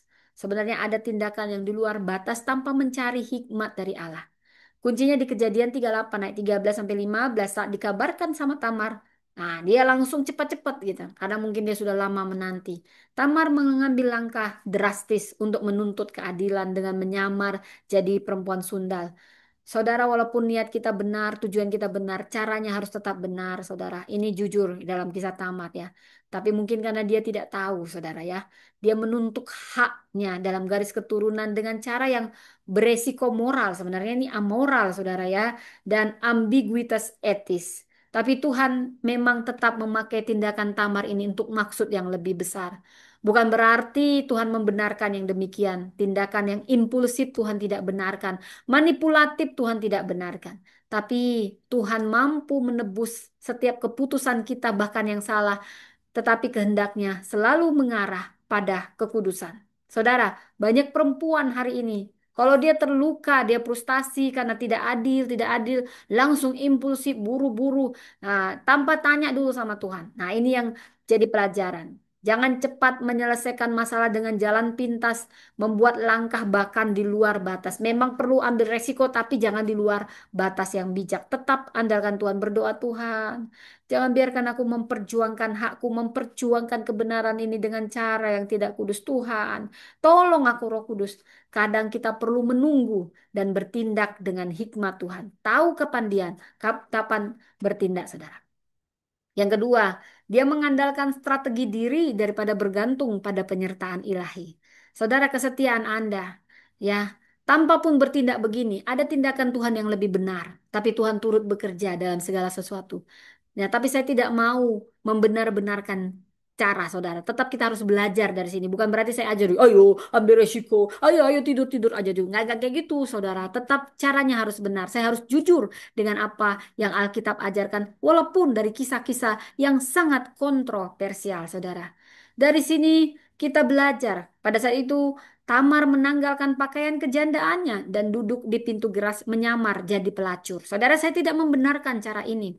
Tapi Tuhan dengan kedaulatannya dia turut bekerja bahkan dalam ketidaktahuan Tamar. Tapi kita belajar ini bukan berarti saya aja oh ayo nekat ambil resiko, bukan. Saya percaya orang yang menanti-nantikan Tuhan dan dia mau dengan cara yang benar, Tuhan pasti bisa mengambil cara yang lebih baik, saudara. Tamar memang mengambil resiko dengan skenario kompleks yang kontroversial untuk haknya dan berhasil. Tapi tidak ada catatan bahwa dia mencari pertolongan Tuhan secara eksplisit atau membawa pergumulannya pada Tuhan. Saya tak yakin kalau tuh dia berdoa aja, saudara. Walaupun dia diperlakukan tidak adil, mungkin ada cara yang lebih baik ya, saudara ya. Tapi Tuhan itu maha baik, saudara. Dalam ketidaktahuan kita, dia maha kasih. Tapi kalau udah tahu ya, saya bilang begini ya, jangan pula Anda ambil-ambil resiko, doa dulu ya, saudara ya. Kita bisa mempelajari sisi rapuh Tamar. Perempuan yang terluka, ditinggalkan, berusaha mengambil kendali penuh atas nasibnya. Tapi hidup iman mengajarkan kita untuk membawa luka kita. Setiap luka kita bawa pada Tuhan. Bawa pada Tuhan. Kita perempuan Kristen sering merasa harus kuat sendiri, susun strategi, bertindak cerdas. Tapi kita melupakan untuk berserah dan meminta pimpinan Tuhan lebih dahulu. Kita perlu berdoa, Tuhan, tuntun aku dalam keputusanku. Ajar aku mengandalkan bukan kekuatanku, tapi kekuatanmu. Mencari hadiratmu dan suaramu lebih dulu. Nah ini perlu kita cegah, saudara. Yang ketiga dari Tamar, hal yang harus dihindari, yaitu berdiam dalam identitas yang ditingkatkan oleh rasa sakit. Jangan pernah balas dendam, saudara. Jangan tujuannya karena dendam, saudara. Kejadian 38 ayat 11 memang bukan dendam si Tamar, tapi karena rasa sakitnya. Dia mencari keadilan ya. Sebenarnya ya ini kita tetap harus belajar dari sini, saudara. Kebenaran harus saya ungkapkan. Saudara, Tamar pergi dan dia tinggal di rumah ayahnya sebagai janda. Dia melihat Sela telah jadi besar tetapi tidak dinikahkan. Tamar mengenakan pakaian janda. Memang sangat lama. Ini lambang duka dan status tertahan. Dia hidup dalam posisi menunggu tak kunjung ada jawaban. Luka dipelihara hingga menggerakkan tindakan yang ekstrim. Menunggu bisa menjadi latihan iman sebenarnya. Saudara, seringkali orang-orang yang akan diberi Tuhan terobosan diberinya menunggu dulu, karena Tuhan sedang melatih iman kita. Tapi jika tidak ditopang oleh pengharapan ilahi, ini bisa berubah jadi kepahitan dan keputusan tergesa. Tuhan tidak memanggil kita untuk menetap dalam luka, dalam trauma, dalam kepahitan, tapi Dia ingin memulihkan hati kita di dalamnya. Saudara, banyak perempuan yang mungkin terlalu lama hidup dalam luka, kepahitan, duka, penantian yang hampa. Luka tidak diserahkan pada Tuhan. Ini bisa membuat identitas yang semu, yang merasa kita tidak layak, tidak penting, tidak diperhatikan karena ada luka yang tidak disembuhkan. Setiap lukamu bawa sama Tuhan. Jangan sampai menjadi kepahitan. Bawa sama Tuhan. Tuhan akan memulihkannya. Tuhan memulihkan tidak tanggung-tanggung, bukan hanya dipulihkan, kau akan diberi kehormatan dan diutus. Katakan Tuhan, jangan biarkan aku tinggal dalam identitas yang dibentuk oleh luka. Tapi pulihkan aku. Aku memang terluka. Jujur, bukan berarti nggak jujur. Jujur, saudara.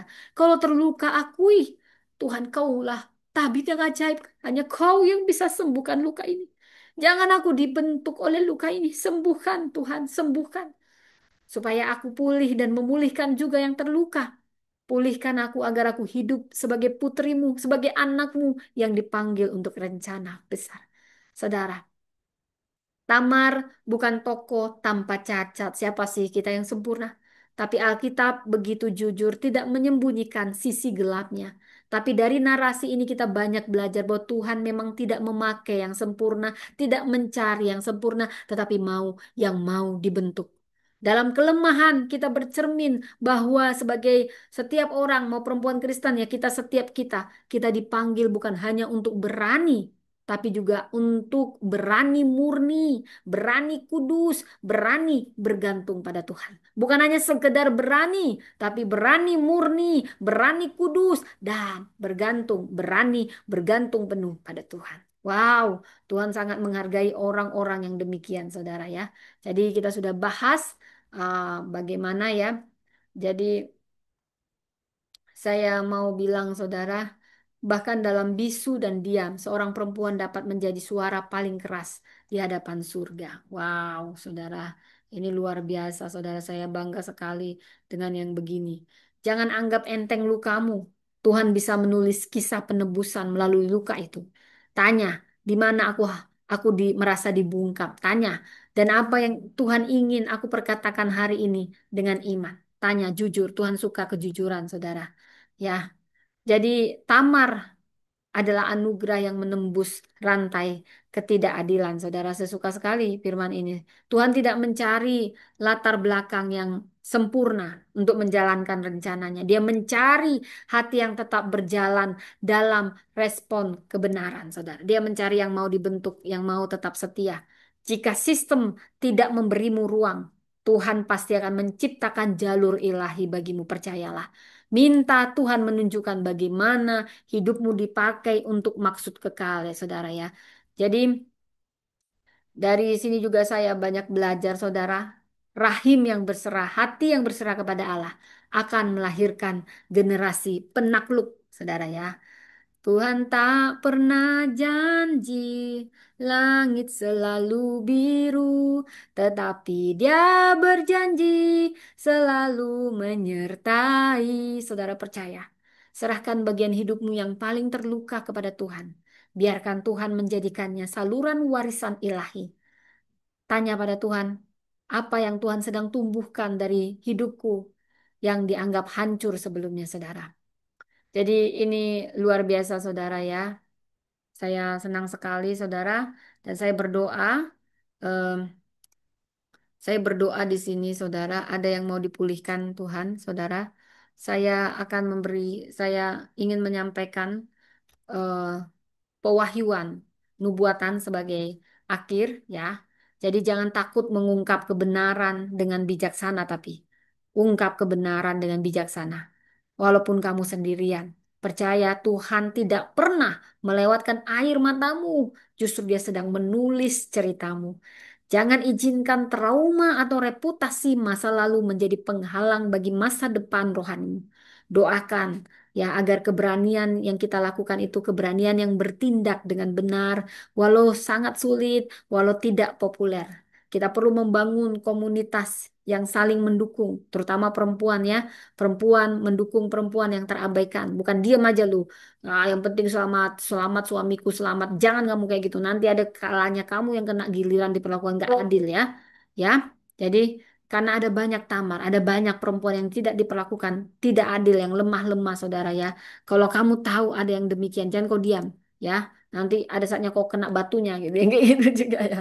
Tamar tidak dikenal seperti Esther atau Maria, tapi di tengah lukanya, stigmanya dia berdiri dalam kebenaran untuk ketidakadilan yang diperjuangkannya, memperjuangkan kebenaran sehingga Tuhan memakainya, diberi kehormatan karena keberaniannya untuk membela kebenaran. Jangan remehkan kisahmu, jangan remehkan keberanianmu karena Tuhan pun tidak pernah meremehkan siapapun. Tuhan kita tidak butuh kisah yang sempurna. Dia mencari hati yang berani berdiri dalam kebenaran. Kadang garis Mesias dijaga bukan dari mimbar, tapi dari rahim perempuan yang berani. Dan saat dunia berkata engkau aib, Tuhan sedang berkata engkau warisannya. Saudara, ada yang ingin saya berikan pewahyuan saat ini ketika saya berdoa. Anda yang mendengar ini bagi Anda dari kisah Tamar ini. Saya mau katakan ini bagi Anda. Engkau dipilih untuk menjaga garis janji Allah. Engkau bukan hanya yang melayani, tetapi engkau terutama ini untuk perempuan. Menegakkan garis warisan ilahi. Engkau tidak hanya akan menyuarakan kebenaran, tetapi engkau akan berdiri di celah seperti Tamar demi generasi yang akan lahir dalam rencanaku. Saudara, Tuhan berkata saat ini pada Anda, dia juga berkata pada saya, aku telah melihat air matamu yang jatuh di tengah pengkhianatan dan ketidakadilan. Aku telah mendengar jerit hatimu saat jalan ditutup, saat pintu tidak dibukakan. Tapi aku Tuhan Allah yang adil, yang sedang menulis kisahmu seperti aku menulis kisah Tamar yang dunia tolak, namun kukukuhkan dalam garis keturunan Kristus. Saudara, saat ini untuk Anda seperti Tamar dipanggil. Seperti Tamar, kita semua dipanggil bukan hanya untuk bertahan, tapi menyuarakan kebenaran dengan kebenaran profetik. Kita melayani dengan menjaga benih rohani yang akan lahir melalui pelayanan kita. Bukan hanya untuk dilihat dunia, tapi untuk mewarisi kemuliaan melalui garis Mesias yang kita jaga dengan hidup kita, saudara. Ada pewahyuan yang Tuhan mau nyatakan, saudara. Engkau adalah suara bagi yang dibungkam. Seperti Tamar tidak bersuara di awal, tapi tindakannya berbicara lantang. Seperti itu pula Tuhan akan menaruh dalam dirimu suara profetik bagi perempuan-perempuan yang tidak didengar, yang terbuang, yang terhukum, yang ditinggalkan atau dilupakan oleh sistem. Tuhan berkata, suaramu akan menjadi gemuruh di padang sunyi. Kata-katamu akan membangkitkan perempuan dari abu luka menjadi pilar-pilar pemulihan. Engkau akan berdiri dalam peralihan generasi. Seperti Tamar berdiri di titik krusial antara ketidakadilan dan warisan. Seperti itulah panggilanmu bukan hanya untuk generasimu, tapi untuk generasi yang akan lahir dari pelayananmu. Tuhan menaruh di tanganmu obor pewarisan untuk melatih, memperlengkapi, mengurapi perempuan masa kini agar berdiri dalam garis Mesias. Tuhan juga berkata, engkau adalah penjaga warisan rohani. Seperti Tamar tidak membiarkan janji keturunan terhenti. Dan demikianlah engkau akan dijadikan Tuhan garis penjaga, garis pewahyuan. Agar janji-janji Allah terus mengalir melalui pelayanan. Kalau saya dipercayakan melalui Empower Woman Ministry. Yang bukan hanya gerakan, tapi gerbang ilahi untuk menyatakan kemuliaannya melalui perempuan. Saudara, ada nubuatan yang akan menguatkan. Engkau tidak akan ditelan sejarah karena Tuhan yang menulismu dalam silsilahnya. Engkau tidak akan hilang suara karena Tuhan telah menanamkan dalam dirimu keberanian seorang Tamar. Jangan takut disebut radikal seperti Tamar. Engkau bergerak dalam strategi Tuhan. Jangan ragu walaupun berdiri seorang diri seperti Tamar. Karena Tuhanlah yang akan membenarkan dan menjadi pembela kita. Saudara, bagi Anda yang apapun pelayanan Anda, itu bukan sekedar program kalau itu dari Tuhan, tapi tenda pertemuan bagi setiap orang yang terluka, terabaikan seperti Tamar yang sedang bergumul antara luka dan janji, antara sistem dan takdir ilahi. Panggilanmu akan terus melahirkan benih-benih pemulih seperti Peres dan Jerah, keturunan yang akan menerobos dan menyinari, saudara. Demikian saudara, eh, Kita dipanggil bukan untuk bertahan, tapi melawan ketidakadilan dengan keberanian. Kita dipanggil bukan hanya diam, tapi mengatur strategi ilahi yang saya ini katakan strategi ilahi agar kebenaran tidak terhenti. Kita dipanggil bukan untuk disembuhkan saja, tapi untuk melahirkan generasi yang membawa terang, membawa terobosan, saudara. Saat hukum manusia gagal, ingat ini. Ini suara profetik di sistem yang membungkam. Saat hukum manusia gagal, ketika keadilan dibengkokkan, ketika suara kebenaran dipadamkan, terutama suara perempuan, Tuhan akan membangkitkan seorang Tamar yang berani berdiri di celah dan berkata, janji Allah tidak akan gagal di generasiku. Katakan, aku bukan sekedar perempuan biasa. Aku dipanggil untuk menjaga benih ilahi, menjaga perjanjian, melahirkan warisan kerajaan. Aku akan berdiri, bahkan saat tidak ada yang mendukung. Aku akan melangkah, bahkan saat jalan tampak mustahil. Aku akan bersuara, bahkan saat dunia memilih diam. Karena aku adalah Tamar, perempuan yang dipakai Tuhan untuk menulis ulang sejarah, mengubah alur sejarah. Seperti yang dikatakan oleh Yehuda, dia lebih benar daripada aku. Ini juga ayat buat Anda. Dunia mungkin tidak mengerti, tapi surga telah membenarkan langkah ilahi yang Anda ambil. Demikian firman Tuhan, saudara. Tuhan memberkati. Mari kita berdoa. Terima kasih untuk kebenaran firman. Kau dekat sama orang yang diperlakukan tidak adil, dibungkam. Kau tidak melihat latar belakang kami yang mungkin bukan siapa-siapa. Tapi saat kami tidak menyerah dan tidak diam, tidak membiarkan diri kami pahit, tapi berusaha bayar harga, ambil resiko. Kami mau lebih bijak dari Tamar dengan menantikan dan juga melakukan strategi ilahi. Kau akan membela orang-orang yang dibungkam, diperlakukan tidak adil. Jadikan kami Tuhan, bentuk kami supaya kami seperti Tamar yang tidak diam tapi juga berstrategi menantikan Engkau. Ajari kami, Tuhan. Ajari kami supaya kami menantikan Tuhan, supaya kami setia sekalipun dalam situasi sulit, setia dengan panggilan kami, sekalipun selalu dibungkam dan ditahan-tahan. Kau pembela kami, kau pembela orang-orang yang dipinggirkan, yang diabaikan sistem, yang diperlakukan tidak adil, dan kami percaya kau Allah yang adil. Sekarang aku berdoa buat setiap orang yang diperlakukan tidak adil. Engkau jamah mereka. Mereka yang mungkin sudah kepahitan. Engkau bangkitkan hati mereka. Pulihkan. Pulihkan biar Tuhan memulihkan tiap lukamu. Berikan itu pada Tuhan. Jangan kau hidup dan menyimpannya. Jangan mengambil tindakan berdasarkan luka. Tetapi biar lukamu menjadi kesaksianmu saat kau serahkan pada Tuhan. Tidak hanya dipulihkan. Tapi kau akan diutus untuk memulihkan orang-orang juga yang terluka. Dalam nama Yesus, terima ini. Dalam nama Yesus terjadi pemulihan. Dalam nama Yesus keadilan ditegakkan. Di dalam nama Yesus kami berdoa. Amin, amin, amin. Demikian firman Tuhan, saudara. Terima kasih Anda masih stay tune di sini. Anda yang mau mendengar rekamannya, Anda bisa subscribe channel saya dan bisa saksikan di YouTube saya, Priscilla Das Channel. Besok kita kembali lagi dengan tokoh perempuan yang berbeda. Tuhan memberkati. Saya sapa dulu yang di YouTube. Tuhan memberkati. Bye.